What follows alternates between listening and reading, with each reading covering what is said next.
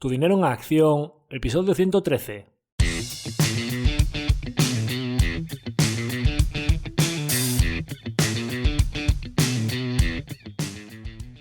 Hola, soy Javier Acción, asesor financiero independiente autorizado y registrado en la Comisión Nacional del Mercado de Valores con el número 149 y asesor del fondo de inversión Acción Global. Te doy la bienvenida a Tu dinero en acción, tu podcast de inversión, donde hablaremos de manera sencilla y cercana de conceptos, métodos y alternativas para rentabilizar tus ahorros. Si te planteas sacarle partido a tus ahorros o quieres descubrir qué opciones te interesan más, te invito a quedarte para aprender sobre finanzas con un lenguaje directo y sin tecnicismos.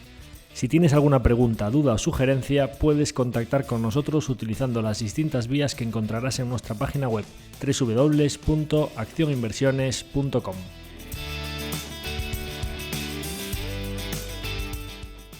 El contenido de este podcast es divulgativo. Las opiniones aquí expuestas son meramente informativas y en ningún caso suponen una recomendación de inversión. Si buscas asesoramiento financiero, debes dirigirte a cualquiera de los asesores autorizados y registrados en la Comisión Nacional del Mercado de Valores.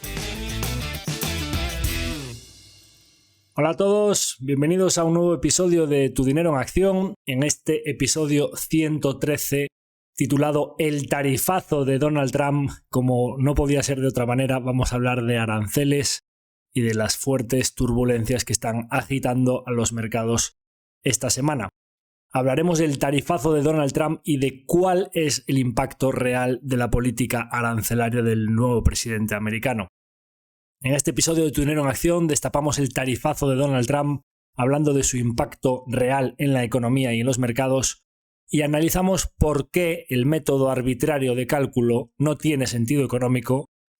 Vamos a comentar también por qué actúa como un impuesto encubierto que golpea tu bolsillo y su efecto en la economía americana y global, desde el déficit fiscal hasta empresas del Standard & Poor's al Eurostoxx 50, y trataremos de descubrir por qué gigantes como Microsoft o Hermès apenas lo sienten, mientras que otras compañías retail como Nike o Walmart tiemblan ante la posibilidad de que sus productos finales a los consumidores se encarezcan, y paradójicamente de cómo Europa está ganándole la partida a Wall Street en lo que llevamos de 2025. Entonces, ¿de qué vamos a hablar en el episodio 113 de Tu dinero en acción? Pues hablaremos de por qué nos parece que el método de cálculo de los aranceles de Trump es completamente arbitrario y no tiene sentido económico. Trataremos el tema de por qué puede tratarse de una especie de subida de impuestos a los consumidores encubierta y cómo los aranceles afectan al déficit y a nuestro bolsillo. Hablaremos del impacto en las empresas, tratando de vislumbrar si afectan más a Estados Unidos o a Europa. Veremos el impacto por sectores, cuáles son los sectores más amenazados por los nuevos aranceles. Hablaremos de la importancia del margen bruto en las cuentas de las empresas y por qué a unas empresas les afectan los aranceles más que a otras.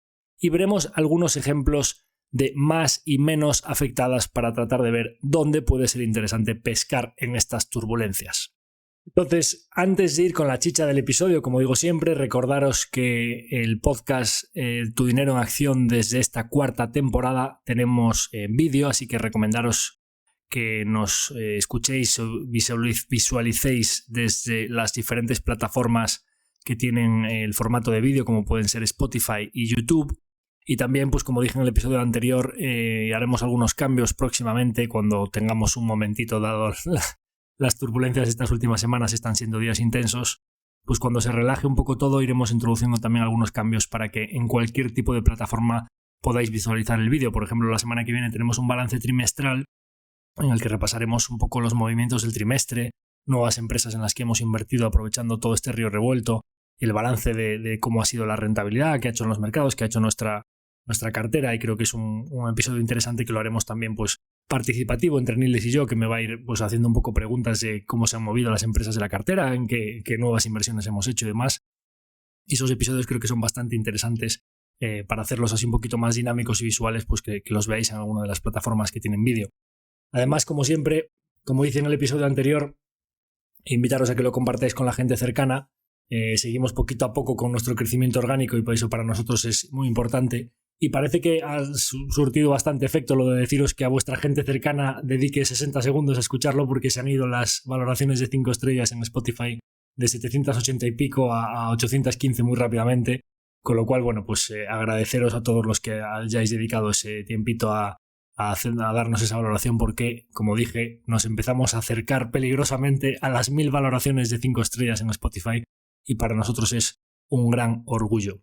Así que, sin más, vamos con la chicha del episodio, en la que vamos a hablar del tarifazo de Donald Trump y de cuál es el impacto real de los aranceles.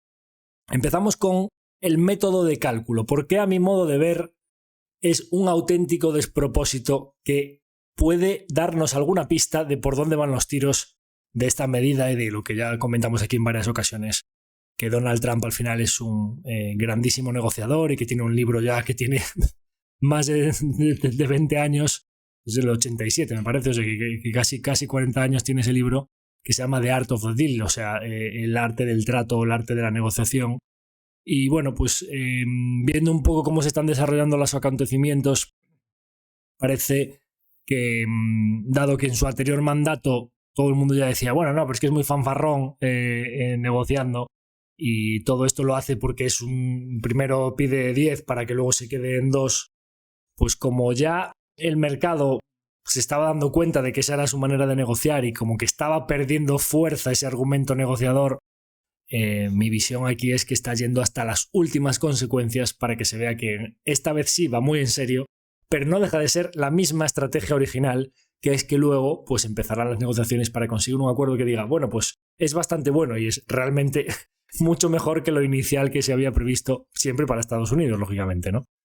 Entonces, ¿por qué no tiene ningún tipo de sentido la tablita esta que sacó, que se hicieron un montón de memes que parecía el menú del día, pero con el arancel recíproco que le tocaba a cada uno de los países, ¿no?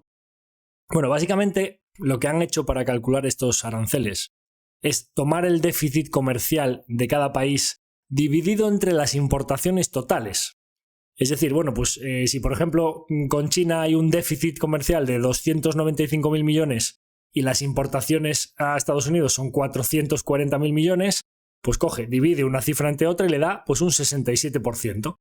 Y luego, de manera también arbitraria, coge y dice, bueno, pues por amabilidad a todos estos países, en vez de aplicarles pues la mitad de esa cifra, que es una cosa que tampoco tiene ningún tipo de sentido. Entonces, bueno, pues China, 67% de los 295.000 entre 440, que es el importe total de las importaciones, pues el déficit son 295, me da un 67, a la mitad, pues 34%. Y esa es la forma de calcular, que eso es como decir, no lo sé, o sea, que como mi vecino es más rico que yo, pues el valor de su casa lo dividimos y calculamos un porcentaje de mayor valor que es un despropósito absoluto. Es como si decimos, no, bueno, es que a Vietnam y a Camboya les ha caído un arancel del 100. ¿Por qué? Pero si la renta media en Vietnam son $600 al mes, ¿cómo Vietnam va a importar productos de Estados Unidos en la misma medida que Estados Unidos los importa de Vietnam? ¿Cómo le puedes decir a un país pobre donde hay mucha más carga de manufacturas que para compensar que tú importas más tienes que poner un arancel que compense ese déficit comercial? Es un auténtico despropósito. Después de hacer estos cálculos que son completamente arbitrarios y que no tienen ningún tipo de sentido, además de dividir el de arancel por 2, luego ha dicho, bueno, con los países en los que esté a pre más o menos, o que tras hacer este cálculo me salga 0 o incluso salga a mí en mi contra, es decir, que nosotros estamos exportándoles más a ellos de lo que importamos, el mínimo va a ser de un 10%. Es decir, a todos los voy a tasar, pero mucho más a los que tengan un déficit comercial con ellos. Bueno, los déficits comerciales no tienen nada que ver con las tarifas y con los aranceles. Es decir, este método de cálculo es un despropósito absoluto. Realmente si estuviesen buscando la reciprocidad que realmente dijo, no, aranceles recíprocos, lo que debería reflejar este arancel es la tasa o el arancel que cada país le está cobrando a Estados Unidos. Y bueno, es que tú tienes un arancel para los productos americanos del 20%. Bueno, pues yo te pongo el 20 o te pongo el 30. No calculo el déficit comercial que yo tengo contigo para poner un arancel que no tiene nada que ver al arancel que tienes tú con los productos americanos, ¿no? Luego, pues no considera para nada cadenas de suministro, en qué países hay más manufactura y más servicios. no considera para nada qué países tienen manufactura de empresas americanas, porque allí está la mano de obra barata de productos que van a llegar al consumidor americano. No tiene para nada en cuenta los efectos económicos colaterales y además pues castiga de manera injusta a países que son pobres, como puede ser pues Camboya, Vietnam, etcétera, con tasas muy altas, porque allí tienen una carga de manufactura muchísimo más elevada y además el PIB per cápita es mucho más bajo y por definición no van a poder importar productos americanos que son mucho más caros. Así que el sentido económico de todo esto, pues a mi modo de ver, es completamente nulo y parece más, por eso decía la pista de ya veremos qué quiere decir todo esto, pero en principio, a mi modo de ver, dado que carece de cualquier tipo de sentido económico y sospecho que Donald Trump tendrá buenos asesores en su gobierno que le dirán si esto tiene sentido o no, a mí me parece una pista de que es un arma negociadora. O sea que si realmente quisiesen aplicar este tipo de aranceles, esto no tendría ningún tipo de sentido y no lo plantearían de esta manera, ¿no? De hecho, en las últimas semanas hemos visto tanto a Scott Bessent como a otros miembros del gobierno americano. Yo ya hablé aquí de que Bessent, que es el secretario del Tesoro, es un tío muy formado, que tiene pues, muchos conocimientos de mercado, que tiene un hedge fund, etcétera, y que sus cartas son una maravilla. Y con la boca pequeña, porque Donald Trump rápidamente les pega el latigazo para que no digan nada que le pueda perjudicar en la negociación, Bessent estaba diciendo en los últimos tiempos, por favor, do not retaliate, o sea, no os venguéis, o sea, no os pongáis como yo más, si tú me pones el 30 yo te pongo el 60, porque esas son las consecuencias graves que podría tener esta política negociadora muy fanfarrona de Donald Trump, porque si realmente no lo hacen y se sientan a negociar, lo que se lee entre líneas es que ellos saben que Trump pone esas medidas para que luego se queden en mucho menos, y de hecho hay países que ya han hablado porque hay varios que ya se han sentado a negociar, Singapur, Japón, etcétera, y han dicho en algunos casos, bueno, hasta el 10% se va a poder negociar. Ese es el mínimo que parece bastante claro que Trump sí que quiere como mínimo. Ahora hablaremos del impacto realmente, que no deja de ser un tema fiscal, pero que hasta ahí se va a poder negociar, ¿no? Y cuando pues alguien hace alguna declaración, rápidamente Donald Trump sale en Twitter y dice no se va a poder negociar, porque lógicamente no quiere que las declaraciones de los miembros de su gobierno le hagan perder poder a su política negociadora, con lo cual, pero ha habido algunas filtraciones que ya indican que realmente es una política negociadora. Bien, entonces, dado que no tiene ningún tipo de sentido económico y que parece un arma negociadora, ¿cuál es el sentido que sí que puede ser real de esta política arancelaria? De que en general Estados Unidos quiera recaudar más con los productos que cruzan sus fronteras. Vamos con el segundo punto del episodio. ¿Son los aranceles un impuesto encubierto? Porque aquí sí que puede haber un fundamento real. Estados Unidos tiene un déficit fiscal que ronda actualmente los 1.8 billones en español, que son trillones en Estados Unidos, que se han visto presionados en los últimos años por varias dinámicas. Paradójicamente, una de las medidas políticas que hizo que se incrementase el déficit fiscal de Estados Unidos fue la reducción de impuestos implementada por un tal Donald Trump en su mandato de 2017. Esa política de reducción de impuestos, que fue muy alcista para la economía americana y para el mercado también, después de que el cisne negro inicial en las elecciones de 2016 hiciese caer el mercado, a continuación el mercado se puso hiper bullish con Trump porque es hipercapitalista, bajó mucho los impuestos y eso fue muy bueno para los beneficios empresariales. Pero esa bajada de impuestos implicó que la recaudación en Estados Unidos fuese menor y que el déficit fiscal se incrementase. Bien, entonces, en este caso, ¿qué está haciendo un gobierno republicano que ha dicho que en su programa electoral que lo que va a hacer es bajar impuestos? Si tú realmente tienes un déficit fiscal muy importante y además en tu programa electoral has dicho que a las empresas y los particulares les vas a bajar los impuestos, ese déficit probablemente se va a incrementar.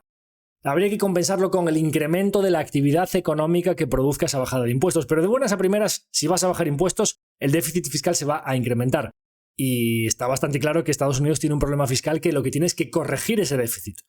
Bien, si tú bajas impuestos, a continuación, o sea, la otra variable que puedes tocar es el gasto.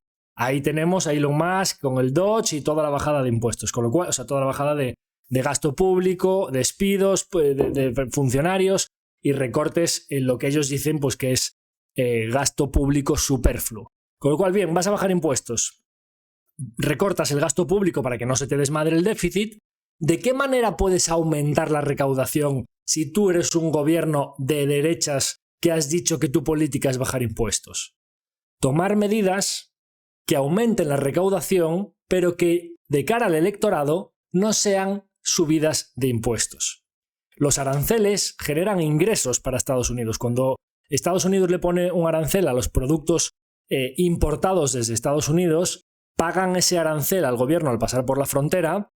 Entonces, imaginaros, si hay 440.000 millones de productos que vienen de China y cruzan la frontera de Estados Unidos, con un arancel del 34%, que es lo primero que se ha planteado, porque luego ya han dicho que más, pero inicialmente vamos a hacer los ejercicios con lo que parece que es razonable desde ahí negociar hacia abajo, ¿no? Con un arancel del 34% a China sobre los 440.000 millones que cruzan las fronteras, estaríamos hablando de una recaudación de 150.000 millones de dólares al año. A Vietnam le están hablando de, por ejemplo, pues un 46% sobre 120.000 millones. Son otros, casi 60.000 millones. El 20% de arancel a los 300.000 millones de productos europeos que cruzan las fronteras de Estados Unidos son otros 60.000. Si sumamos solo Sudeste Asiático, China y Europa, estaríamos hablando de más de 300.000 millones al año en recaudaciones. Estamos hablando de que el déficit público era de 1,8 trillón. 300.000 empieza a ser una cantidad ya bastante reseñable para corregir el déficit público si al mismo tiempo bajas el gasto público como están haciendo. Entonces, esta vía recaudatoria al final, que parece que sí que puede tener, que diga, bueno, pues si a todos los productos que importa Estados Unidos solo hemos cogido Europa, China, etcétera, y ya vemos que son cifras bastante importantes, ¿quién lo termina pagando? Porque el caso típico, pues cojo un iPhone que viene de una fábrica de China, cruza las fronteras y un consumidor americano lo compra, o unas zapas de Nike que vienen de Vietnam, atraviesan la frontera americana porque están fabricadas fuera y un consumidor americano se compra esos tenis. ¿Quién termina pagando ese arancel? Luego veremos el impacto para unas y otras empresas. Pero ¿quién termina? En gran medida, las compañías, si no quieren reducir su margen de beneficios, van a repercutir este arancel en los precios finales de venta. A lo mejor no su totalidad, pero una parte importante la van a repercutir. Con lo cual, si al final las zapas de Nike o el iPhone en la tienda de pie de calle de Estados Unidos se va a encarecer en algo parecido al arancel que cobre Estados Unidos, ¿quién está pagando finalmente ese arancel? El consumidor americano. Es como si le estuviesen subiendo el IVA. Es decir, esto es una subida de impuestos encubierta para los consumidores americanos. ¿Qué pasa? Que Donald Trump tiene que recaudar más sin subir impuestos. Y sin embargo, si sube aranceles, le está diciendo a su electorado: estoy fortaleciendo la economía americana, estoy haciéndonos más fuertes frente a los malos gobiernos que tenemos un déficit público porque todo el mundo se ha ido a fabricar a China y a Vietnam.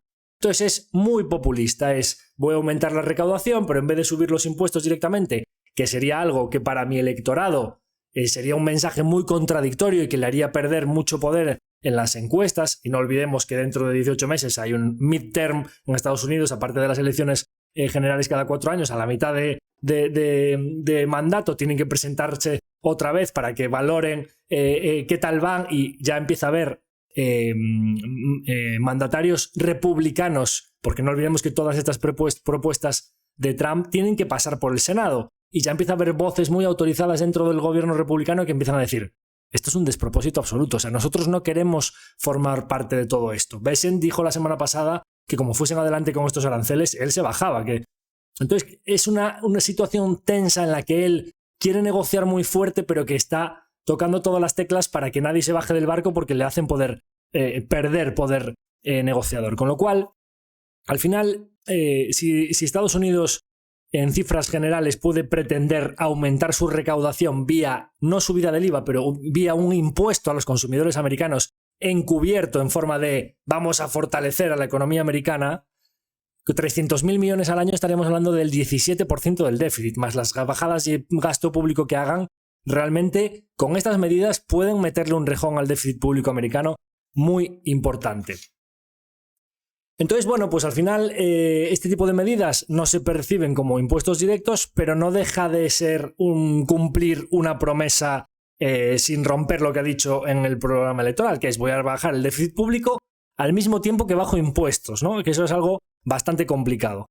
Entonces, bueno, pues al final el problema de todo esto es que puede ocasionar en represalias comerciales por parte de la Unión Europea o de China, etcétera, etcétera, que eso es lo que rompería la balanza, porque al final, si tú recaudas más con los gobiernos, con los productos que vienen a Estados Unidos, y eso también fortalece la manufactura en Estados Unidos, porque va a haber más empresas que se implanten allí, etcétera, etcétera, el riesgo de todo esto es que al final a ti te pongan como siendo Europa o China un arancel a tus empresas exportadoras y eso dinamite los beneficios que tú estabas tratando de conseguir con tus aranceles, ¿no?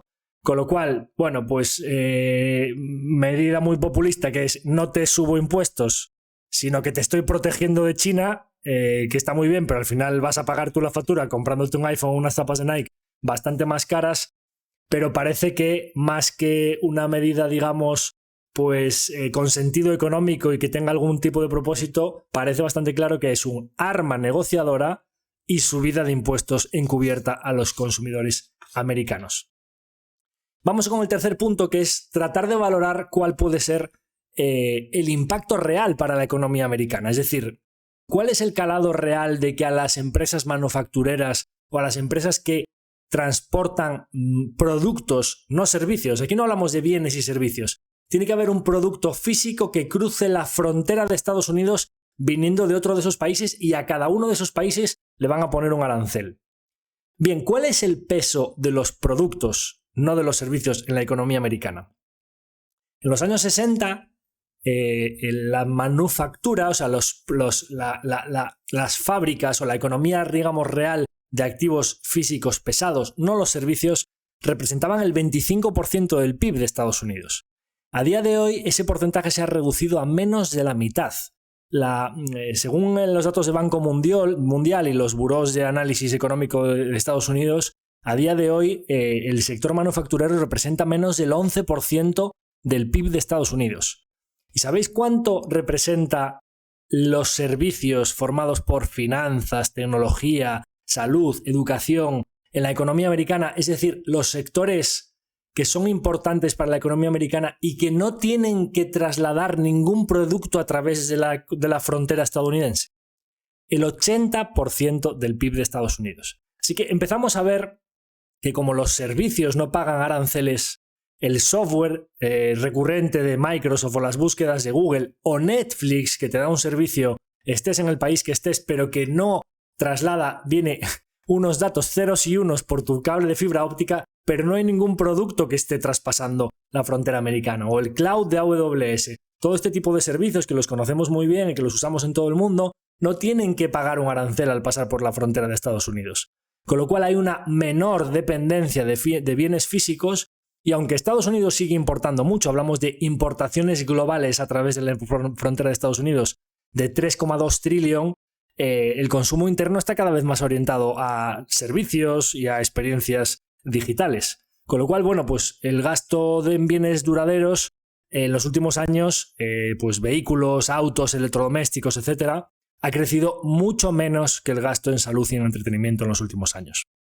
Con lo cual, bueno, pues es verdad que al final las manufacturas en los últimos años se han visto claramente debilitadas frente a los servicios y además un producto real, un producto físico que sí que tiene que traspasar la frontera de Estados Unidos, como son las materias primas, ojo, energía, cobre, todo lo que son materias primas estratégicas. Parece bastante claro que desde el primer momento Donald Trump ha dicho que las materias primas estratégicas para el crecimiento de la economía americana no van a estar sujetas a un arancel. Claro, nos ha jodido, dice. El petróleo canadiense que necesitamos, y yo lo que quiero es que haya poca inflación para que la Fed baje tipos, el petróleo canadiense no lo voy a tasar porque si no, eso va a provocar inflación. Y la inflación en todo este mix de Donald Trump es lo peor que le puede pasar con las medidas que está tomando, porque al final quiere dólar débil para aumentar las exportaciones, tipos de interés bajos para que la economía americana carbure y que las empresas puedan hacer negocios. ¿Qué puede dilapidar los tipos bajos? Que haya inflación, para lo cual necesita que para que los precios de toda la cadena productiva estén bajos, petróleo barato. Arabia Saudí a producir más. El petróleo que viene de Canadá, cero taxes. Todo el petróleo y gas que hay debajo de Texas, a bombear, a aumentar producción. Parece bastante claro que quiere petróleo bajo, tipos de interés bajos, poca inflación, economía carburando, con lo cual, pero necesita aumentar la recaudación, con lo cual al final necesita sacar los impuestos de algún sitio sin subir impuestos. Vamos a protegernos de China. Entonces, bueno, pues al final resulta que pues, el impacto, teniendo en cuenta que la manufactura de Estados Unidos se ha reducido a la mitad en los últimos años y que además dentro de la manufactura los bienes, productos físicos que crucen la frontera, si hablamos al respecto de materias primas, petróleo, energía, etcétera, pues van a estar libres de esos aranceles, el impacto real inflacionario que se estima en toda la cadena productiva de Estados Unidos podría ser de entre el 0,5 y el 1% anual. Y no olvidemos que la inflación estaba desplomándose y que el oil con todo este terremoto ya va por 60 y bajando, ¿no? Con lo cual ya veremos qué impacto real puede tener, porque además es que estos aranceles parece que son una cuestión de máximos y que desde ahí los van a ir reduciendo. Y entonces al final, pues los consumidores americanos es verdad que pueden tener un impacto, pero en una economía tan de servicios, pues a lo mejor el impacto real que hay en la economía americana no es para tanto, porque el hogar promedio en Estados Unidos, más o menos de media a lo largo de los últimos años, según los estudios que existen, el hogar promedio americano importa, es decir, en todo su gasto anual, en bienes que podrían estar sujetos a aranceles dentro de Estados Unidos, el hogar promedio americano importa unos $10,000 al año. Con lo cual, con un aumento del 20%, pues hay aranceles que se les está hablando del 30 y pico, hay otros países que ya se les ha dicho que se les va a aplicar del 10, etc. Imaginémonos un arancel ficticio definitivo ya firmado con todos los países desde lo que importa a Estados Unidos del 20%, ¿vale? Imaginemos que las empresas que importan productos a través de la frontera de Estados Unidos deciden repercutirlo íntegramente, que no vaya contra su propio margen, sino que lo repercuten íntegramente al consumidor americano. Pues el hogar promedio que importa productos de fuera de Estados Unidos a dentro de su hogar por valor de $10,000 al año, pues un impacto del 20%, pues serían $2,000 al año. Son menos de $200 al mes de promedio, que sabéis que para lo que son las economías americanas es una cantidad bastante moderada, ¿no? Y además, pues partiendo de la base de que además el riesgo sistémico actual por la menor dependencia de las manufacturas y todo el crecimiento de los servicios y que las materias primas no van a estar tasadas, debería ahora haber un menor riesgo sistémico a la subida de los aranceles. De todas maneras, creo que el riesgo puede ser bastante limitado, pero no inofensivo, porque aunque el PIB no se vea sujeto a un terremoto, productos como pues, ropa, productos electrónicos,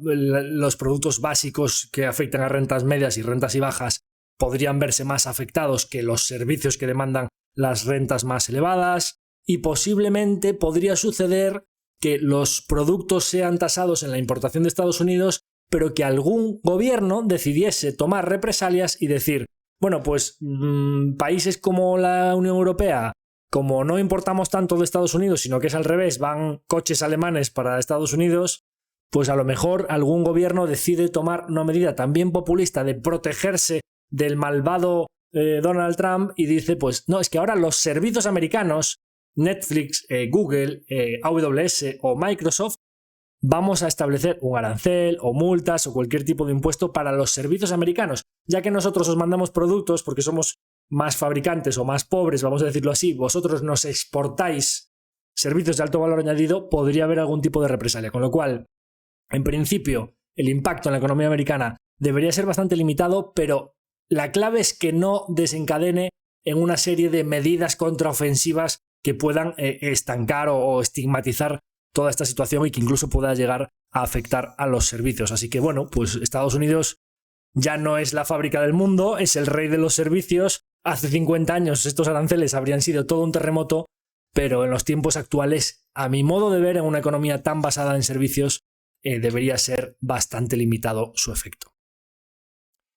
Vamos ahora a comentar un poco por qué las empresas de servicios y no tanto de productos, y con algunos ejemplos, pueden ver el efecto de estos aranceles mucho más limitado que las empresas que sí que tienen que traspasar productos a través de sus fronteras. Hablábamos de Microsoft o Azure o el cloud O por ejemplo podemos hablar de compañías pues del sector luxury, como puede ser Hermès, ¿no? Que sí que tiene que traspasar una serie de productos a través de sus fronteras. Claro, Microsoft tiene servicios y que además son muy recurrentes y que son de necesidad crítica para sus clientes. Como no tiene que pasar un bien a través de la frontera, pues probablemente en sus servicios finales vea muy poquito impacto. Si nosotros hablamos de una empresa como Hermès, que sí que tiene que traspasar los productos a través de la frontera, hablaremos a continuación del tema de los márgenes brutos, pero una compañía que sus clientes les da igual pagar 15.000 por un bolso que 18.000, la posibilidad de que trasladen íntegramente la subida de precios o el arancel que están pagando a sus clientes y que no se vea resentida la demanda, pues es muy elevada, con lo cual el posicionamiento de empresas como Microsoft o como Hermès, hablando de una de servicios íntegramente y una de productos físicos pero de altísimo valor añadido como es Hermès, probablemente el impacto que vean sea bastante menor que una compañía, pues como hablábamos, como Nike o como Walmart, que pues al final Nike depende de la manufactura global de venta de productos físicos y en 2024 tuvo unos ingresos de 51.000 millones y más del 90% de su producción vino de países como Vietnam y como China. Vietnam, 2/3 partes de su producción, China el 20%, Indonesia el otro 10%. Con lo cual al final, teniendo en cuenta que más del 40% de sus ventas son Estados Unidos, prácticamente la mitad de sus productos importados a Estados Unidos van a ver cómo les puede impactar ese arancel, ¿no? ¿Y qué pricing power tiene Nike para poner unas zapatillas en vez de a $100 a $120 y que no se vea resentida la demanda, con jugadores como Hoka o como OnCloud comiéndole un poquito la tostada y con esa decisión tan controvertida que tomaron de solo vender en tiendas grandes, flagship y su propia página web y eliminar a todos los distribuidores y tiendas pequeñas? Bueno, pues Nike estaba pasando por serios problemas y esto no va a ayudar. Lo mismo para Walmart. Al final las cadenas de supermercados, la venta retail, pues una parte muy importante de sus ventas tienen que pasar por las fronteras. Sus productos tienen que, con lo cual pues son sectores que juegan con muy poquito margen. Ya hablaremos a continuación del tema de los márgenes brutos, pero que en general pues pueden tener mucho más impacto que los sectores dependientes de servicios o de alto pricing power que pueden repercutir la totalidad. Entonces, ¿empresas más afectadas? Bueno, pues todas las que dependan de la cadena de suministro global y que vengan de Asia, Sudeste Asiático, China, pues, y que vendan mucho en Estados Unidos. Ejemplos, pues Nike, Walmart, Apple, que fabrica la gran mayoría de sus iPhones en China, aunque ahora está diversificándolo hacia India, o Hasbro, por ejemplo, que vende juguetes y la mayoría se fabrican en Asia y una parte importante de sus ventas están en Estados Unidos, pues pueden verse seriamente afectadas. ¿Qué empresas podrían tener un impacto medio? Pues las compañías que usan materias primas o componentes de países afectados y que tienen parte de sus ventas en Estados Unidos o que importan pues trozos de sus componentes de México o de China, pues Ford, General Motors, Boeing, pues al final son componentes globales pero con una parte importante de sus ventas en Estados Unidos. Aunque las materias primas estén exentas, hay otros insumos en su cadena productiva que no lo van a estar, con lo cual ahí podríamos estar hablando de no tanto impacto como una Walmart o como una Nike, pero impacto medio. ¿Y cuáles son las menos afectadas? Pues las empresas de servicios, tecnología digital y que no tienen que traspasar ningún producto físico a través de las fronteras. Se me ocurre que Microsoft, Netflix, Salesforce o compañías financieras como Goldman Sachs, pues probablemente tengan bastante poco impacto y vean cómo sus servicios vuelan por encima de la frontera sin tener que pagar ese arancel. Así que vamos a ver ahora qué impacto, si nosotros estamos viendo ya qué empresas pueden tener mayor o menor impacto, vamos a ver qué peso tienen en cada índice las empresas que pueden sufrir menor y menor impacto, ¿de acuerdo? Vemos que la manufactura o los productos que atraviesan fronteras tienen mayor impacto y los servicios tienen menos. ¿De acuerdo? ¿Y qué peso tienen en el Standard & Poor's las compañías que pueden estar impactadas versus qué peso tienen en el Eurostoxx las compañías que pueden estar afectadas? Pues las Apple, Nike, Walmart, Ford, etcétera, etcétera, etcétera, que pueden tener un impacto importante, o las Caterpillar, por ejemplo, que fabrican excavadoras y camiones para las minas, pues probablemente son compañías del índice que consumo discrecional, materiales, industria, consumo básico, retail, consumo discrecional, ropa, electrodomésticos, etcétera, etcétera, posiblemente son las categorías del Standard & Poor's que pueden tener un impacto importante. ¿Qué sectores o categorías del Standard & Poor's no deberían tener un impacto tan elevado? Pues servicios intangibles, servicios digitales, tecnología, servicios de comunicación, Microsoft, Visa, United Healthcare, Netflix, Goldman Sachs, como comentábamos antes. Pues todo este tipo de servicios digitales, tecnología o salud parece que son sectores bastante blindados a la política de aranceles. En resumen, ¿qué porcentaje del S&P puede tener un impacto importante?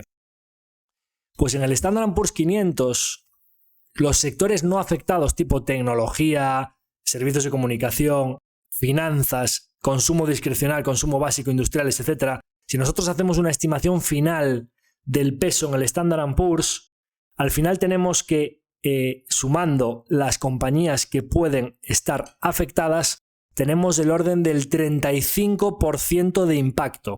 En el Standard & Poor's 500 hay un 35% de compañías pertenecientes a sectores que pueden estar afectados. El otro 65%, es decir, 2/3 partes, pertenecen a tecnología, finanzas, salud o sectores con muy poca exposición a los aranceles. 1/3 expuesto, 2/3 no expuestos. Bien, vamos a hacer el mismo cálculo para el Eurostoxx 50, a ver qué está pasando en Europa con todo esto de los aranceles en caso de que quieran no solo exportar a Estados Unidos, sino que pueda haber represalias, China por medio, etcétera, etcétera. Bien, los bancos, tecnología, consumo discrecional, industria. Vamos a ver un poco la composición del Eurostoxx 50 frente al Standard & Poor's 500. Bancos, 20%. Tecnología, 15%. Consumo cíclico discrecional, 20%. Industria, 15%. Consumo básico, 10%. Energía, 8%. Otros, salud, utilities, etc., un 12%. Bien, ¿cuáles pueden estar realmente afectados? ¿Quiénes tienen productos físicos que crucen fronteras? Hardware, consumo cíclico, industria, consumo básico, energía. Entre el 45 y el 50% de exposición del Eurostoxx. No afectados, financiera, tecnología, salud y la parte de consumo básico no expuesto, 50-55%. ¿De acuerdo? Hablábamos de 1/3 de impacto en el Standard & Poor's, 50% de impacto en el Eurostoxx. O sea, parece que Europa, como tiene más carga de productos físicos que de servicios, como le pasa a Estados Unidos, el impacto sería mayor. Y diréis vosotros, joder, pues entonces Europa debe estar haciéndolo fatal, que todos los años anteriores era lo típico de decir, bueno, pues este año sí es el de Europa porque venía muy rezagada. Pues para que veáis lo difícil que es esto y cómo de importantes son las expectativas del mercado o lo que ya se descontaba como pesimismo frente a la situación de Europa y Estados Unidos, el Eurostoxx 50 después de las caídas de estos días va -3 en el año. ¿Sabéis cómo va el Standard & Poor's? -19% su cambio a euros. Es decir, a pesar de que el impacto es bastante mayor en el Eurostoxx, el posible impacto de la política arancelaria es mayor en el Eurostoxx, resulta que Europa lo está haciendo mucho mejor en el año de lo que lo está haciendo Estados Unidos. Es verdad que venía mucho más rezagada, pero para que veáis un poco las expectativas y el pesimismo, cómo pueden redundar en que al final resulta que donde hay más impacto es lo que está cayendo menos, y Estados Unidos, que tiene una economía muy basada en servicios, también es verdad que viniendo de valoraciones exigentes, principalmente de las compañías tecnológicas. ¡Ojo, cuidado! Las compañías tecnológicas que son las Magnificent Seven, que están, salvo en el caso de Tesla o Nvidia, que transportan productos físicos, pero que no olvidemos que también tienen su producción muy localizada donde lo necesitan, en el caso de Tesla concretamente, fábrica en Estados Unidos, fábrica en Europa, fábrica en China, etcétera, y que es la automovilística más integrada de todo el sector y que menos productos físicos importa a través de la frontera de Estados Unidos. Pero en general el sector tecnológico cayendo mucho, y resulta que lo estamos viendo que el sector tecnológico es al que menos le afectan los aranceles, para que veáis un poco dónde pueden producirse ineficiencias temporales, porque el mercado tarde o temprano va a decir, pero a Microsoft, ¿en qué le afecta todo esto? Te han tirado las acciones. Oye, Nvidia, probablemente la robótica, los vehículos, los centros de datos, que es una verdad absoluta que dentro de 10 o 15 años va a haber muchos más semiconductores de los que hay a día de hoy, pues te han tirado las acciones un 50% porque resulta que las automovilísticas tienen que cruzar fronteras, etcétera, etcétera. Para que veáis un poco por qué en río revuelto, diferenciando dónde están los impactos reales de lo que son miedos del mercado, puede haber verdaderas oportunidades de inversión. Bien, vamos a hablar ahora de la importancia de los márgenes brutos en el impacto de los aranceles. ¿De acuerdo? ¿Por qué las empresas con márgenes brutos elevados se ven menos afectadas? Bien, el margen bruto al final no deja de ser un producto físico, lo que te cuesta producirlo versus a lo que tú lo vendes. El margen real de beneficio que tú tienes en la venta del propio producto antes de pagar el resto de tus costes de estructura, marketing, gastos generales, todo lo que se denomina gastos operativos u OPEX, ¿de acuerdo? Bien, si tú tienes un margen bruto del 80%, por definición tú tienes mucho más colchón para amortiguar que tu 20 se convierta en 25 o en 30. Vamos a hacer un par de ejercicios para ver por qué las empresas con márgenes brutos elevados tienen muchísimo más colchón para asumir este impacto y qué podría pasarle a una empresa que no solo venda productos físicos, sino que tenga márgenes brutos más reducidos. ¿De acuerdo? Bien, vamos a hablar de una empresa pues, que tiene sensibilidades al costo bastante bajas o una flexibilidad estratégica alta, que es decir, que tiene márgenes brutos altos. Vamos a hablar de una empresa con un margen bruto del 80% y vamos a hablar de una de servicios o de una de productos físicos. Servicios con margen bruto del 80%. Software, Microsoft, ¿de acuerdo? Es un ejercicio teórico, ya dijimos que Microsoft no tiene que atravesar la frontera con ningún producto, pero vamos a hacer un ejercicio teórico para ver cómo le afectaría un sobrecoste en su COGS, en el Cost of Goods Sold, es decir, en la fabricación de su producto o servicio, un impacto de un arancel, o a una empresa que sí que traspasa productos a través de la frontera, que además de tener pricing power tiene un alto margen bruto, es decir, que vende los productos a un múltiplo de varias veces lo que le cuesta producirla, como es el sector lujo. Louis Vuitton, Moet Hennessy, ¿de acuerdo? Bien, empresas en ambos casos con márgenes brutos muy elevados, sea por una licencia de software o un bolso de lujo. Bien, vamos a partir de la base de que con márgenes brutos del 80%, tu coste de producción es de 20 y lo vendes a 100, ¿de acuerdo? Es decir, multiplicas por 5 el coste de producción, siempre hablamos antes de OPEX. Estas empresas no hacen márgenes del 80%, pues Microsoft los hace del 40-50% y Louis Vuitton los hace del 20%, pero que al final esto es porque después pagan todos sus gastos de estructura, pero estamos hablando del margen bruto, en la parte más alta de la cuenta de resultados. ¿De acuerdo? Vamos a hablar ahora, pues por ejemplo, el caso de China que hablábamos, pues el 67%, la mitad, 34%. Bien, no olvidemos, 20% de costo, 100% de precio de venta, 80% de margen, ¿de acuerdo? Bien, si el costo de producción era 20 y ahora le aplica un arancel al pasar la frontera del 34%, hay un sobrecoste de 6,8, ¿de acuerdo? El nuevo costo pasa a ser de 20 a 26,8, ¿bien? Entonces, la empresa tiene dos posibles decisiones. Uno, asumo el margen, es decir, yo no le impacto a mis clientes finales para no perder cuota de mercado y yo absorbo el impacto del arancel contra mis márgenes. Bien, resulta que ahora tiene un producto que ya no le cuesta 20, sino que le cuesta 26, lo sigue vendiendo a 100 para no impactar a sus clientes y no perder cuota, y resulta que ahora en vez de un margen bruto del 80%, como en vez de 20 le cuesta 26, pues el margen bruto en vez del 80 es el del 74. Es decir, sigue siendo una empresa hiper rentable porque tenía mucho colchón para asumir ese impacto, con lo cual, salvo que su OPEX esté desmadrado y que tuviese márgenes operativos muy bajos, el caso que no es porque tanto el luxury como el software tienen un OPEX que le permite seguir teniendo márgenes operativos amplios, pues una contracción de margen de pues esos 6 puntos de margen bruto, la empresa debería poder sobrellevarlo siguiendo siendo muy rentable, ¿de acuerdo? Bien, vamos a ver ahora la posibilidad de que la empresa decida trasladar el arancel al consumidor final, que es el caso del que hablábamos antes, ¿no? Bien, pues ¿cuál es el sobrecoste de 20 a 26? Pues esos 6 del arancel directamente lo traspaso al precio de venta.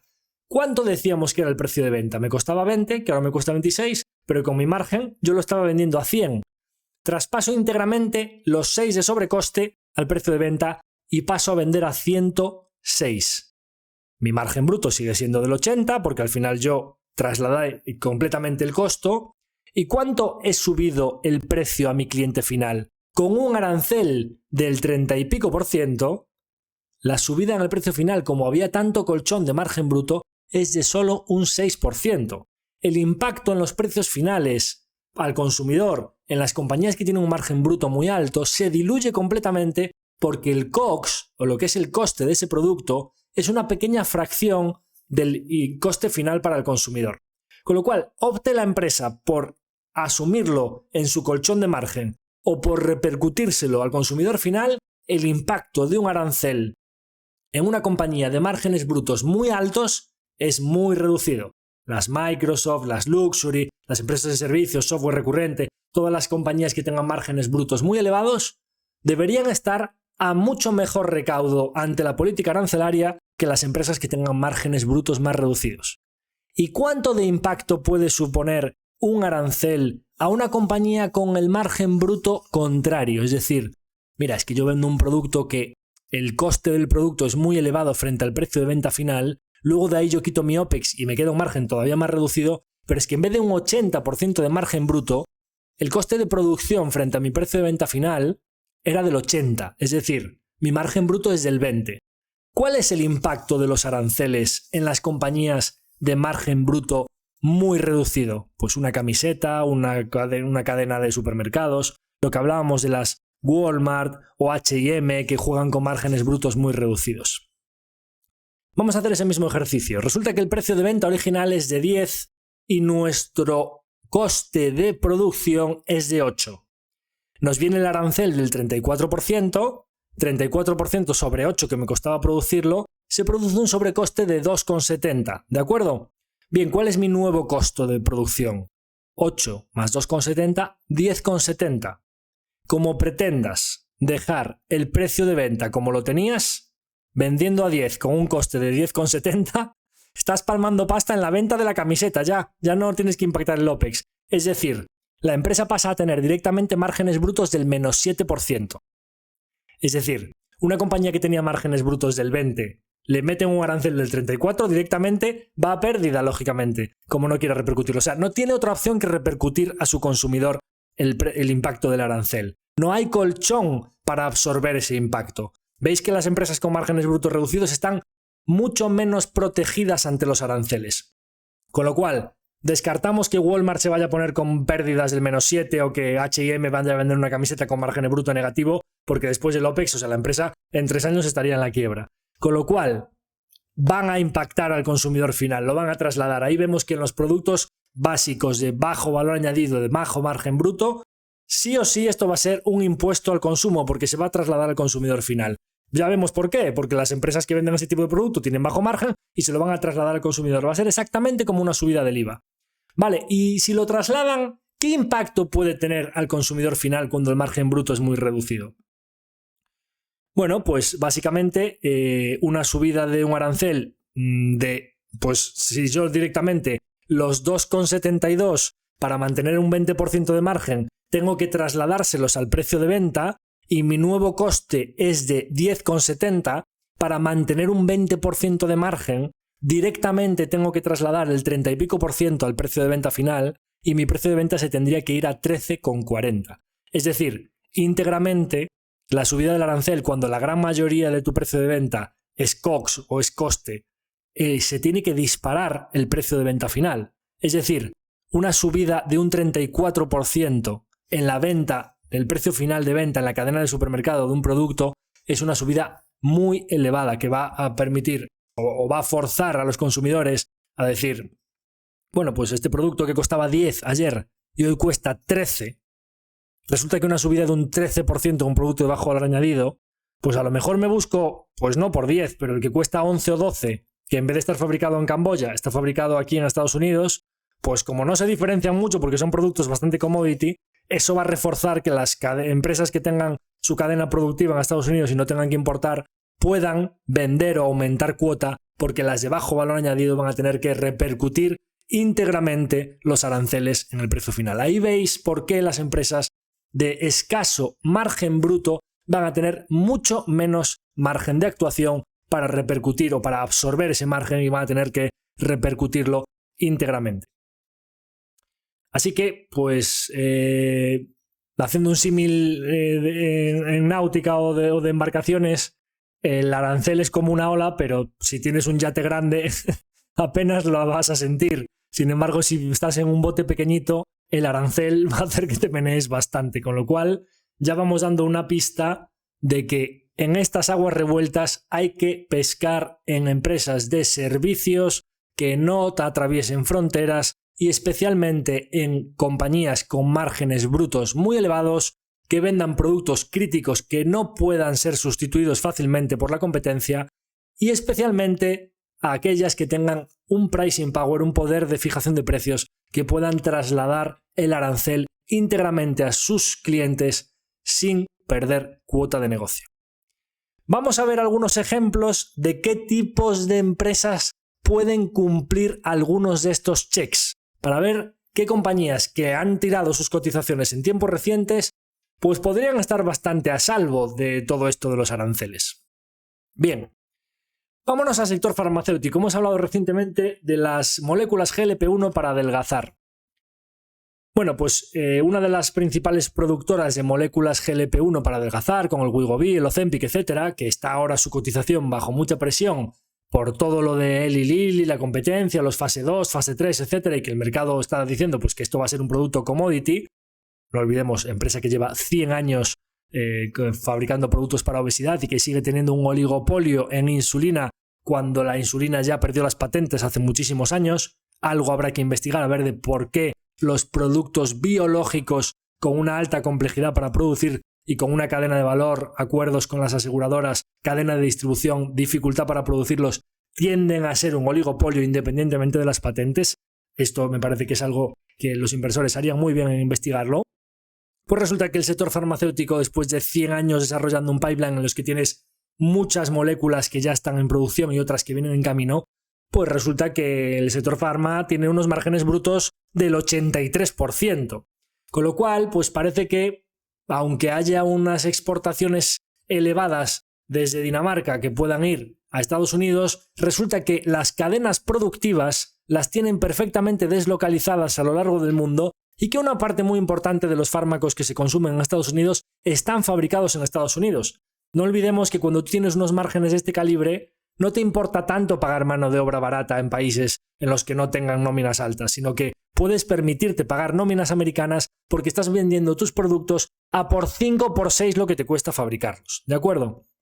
Bueno, pues tenemos un negocio con márgenes brutos muy altos, una gran dominancia en el mercado porque es líder absoluto en diabetes y en obesidad, un peso en exportaciones alto pero con la producción muy deslocalizada y una necesidad crítica. Los medicamentos, no olvidemos de quien es diabético, quien tiene que adelgazar, al final pues es un producto que es bastante crítico y que además pues si te fijan el precio a una cantidad determinada y tu endocrino te receta que tienes que tomarte ese medicamento, sea porque esté cubierto por el seguro social de tu país o sea porque tu seguro médico o porque tú te lo pagas de tu bolsillo, pues tienes un producto de necesidad crítica con alto margen, con producción deslocalizada y con alto poder de fijación de precios. ¿Cuál es el impacto final de los aranceles en una compañía como Novo Nordisk con un margen bruto del 83%, con su producción deslocalizada, alto poder de fijación de precios y necesidad crítica? Pues probablemente bastante bajo. Tiran las acciones de Novo Nordisk de 1.000 a 400 que están hoy, 60% de caída y al múltiplo más bajo de los últimos 20 años.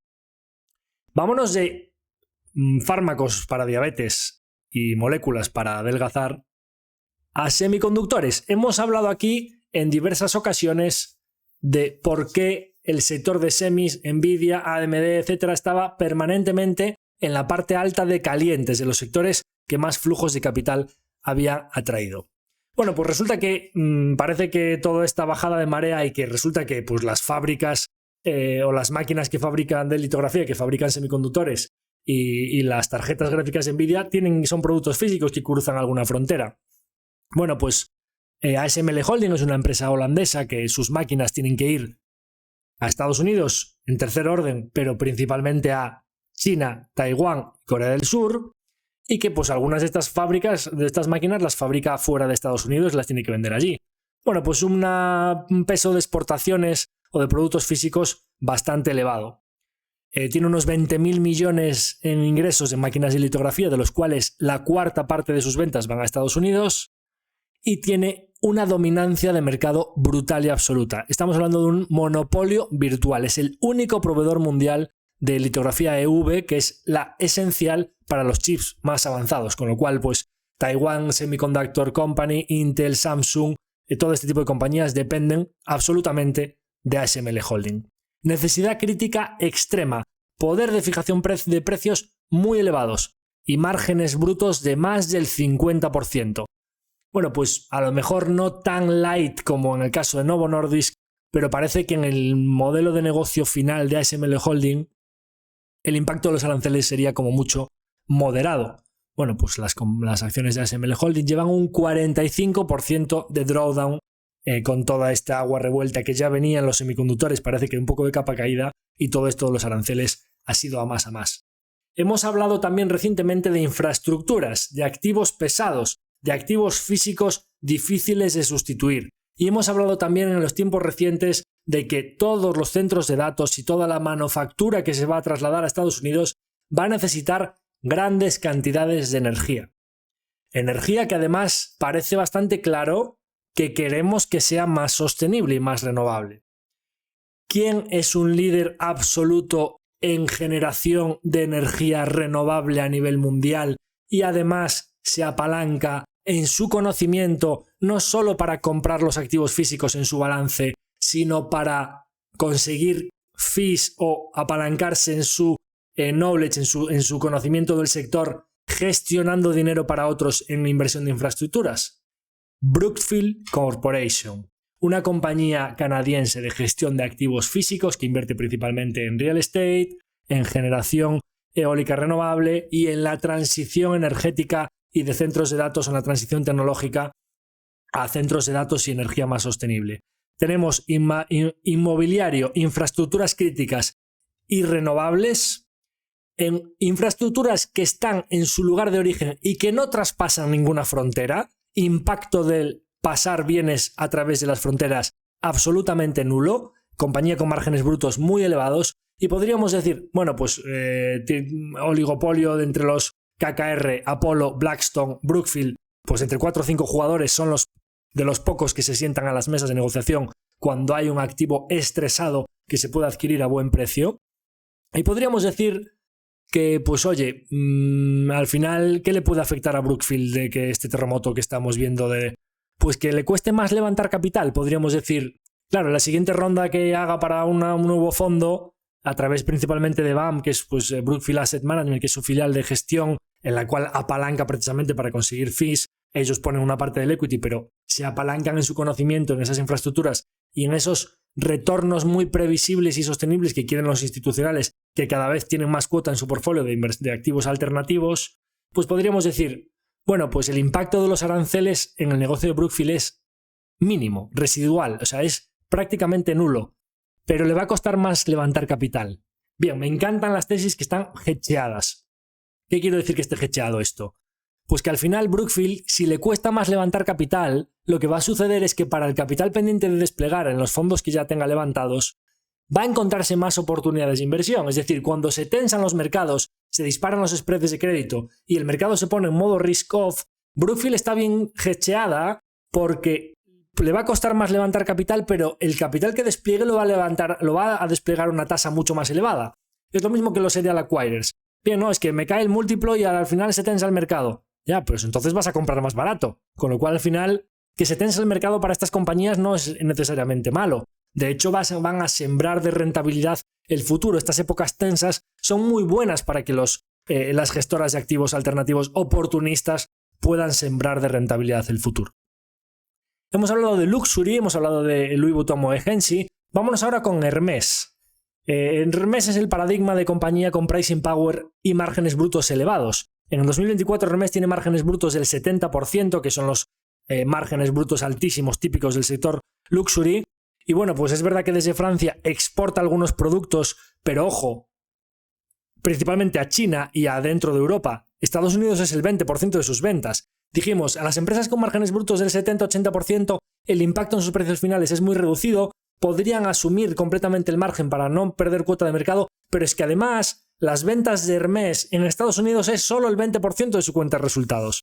Es el líder de lujo de alta gama, con lo cual al final estamos hablando de una compañía con márgenes brutos altísimos que solo una pequeña parte de su cuota de negocio está en Estados Unidos y que puede decidir si impactar al consumidor final, porque con el pricing power que tiene, todos los clientes ricos van a seguir comprando sus bolsos, o asumir el margen y su impacto en su cuenta de resultados va a ser mínimo. Pues oye, pues poder de fijación de precios muy elevado, solo un 20% de cuota de mercado en Estados Unidos y pues un margen del 70%, impacto de los aranceles, nulo. Pues la han mandado de 3.000 a 2.100 en los últimos días. Oportunidades en sectores de altísimo valor añadido y empresas de mucha calidad que las están poniendo a tiro. Vámonos al sector de salud, hemos dicho, pero las empresas de salud al final, muchos productos y servicios a través de la frontera no importan, exportan. Y hemos dicho, pues parece que la capacidad productiva que hace falta en el sector biológico, jugadores que sean tipo picos y palas, tipo Danaher, Thermo Fisher, etcétera, pues podría ser que les beneficiase en los próximos años.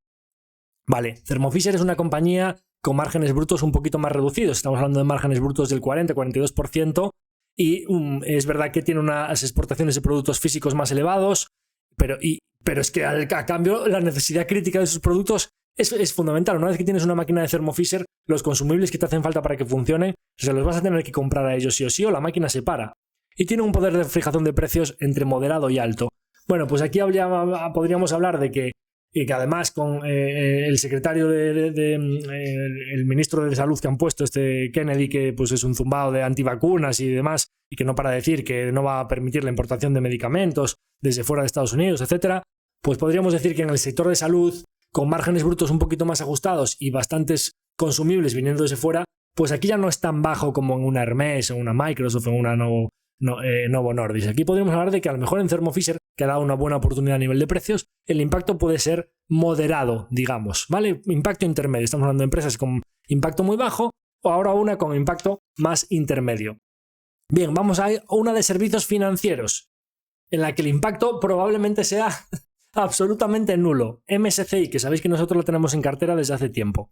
¿Sabéis qué márgenes brutos tiene MSCI?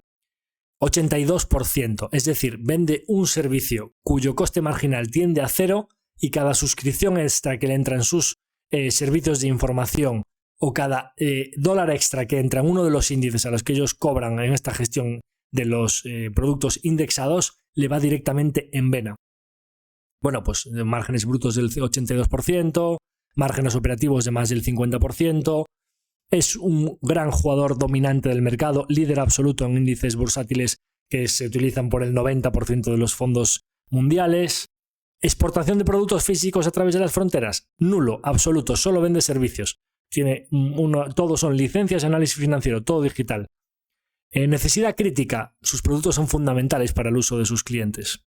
Poder de fijación de precios, muy alto. Cuando me reuní con ellos en Manhattan, dijo el IR, sabemos que tenemos poder de fijación de precios, no abusamos de ello y de hecho es una bala en la recámara que nosotros tenemos para los momentos en los que el mercado se ponga un poquito más bajo y no tengamos el crecimiento orgánico por las nubes, pues ahí tiramos un poquito de fijación de precios, ¿no?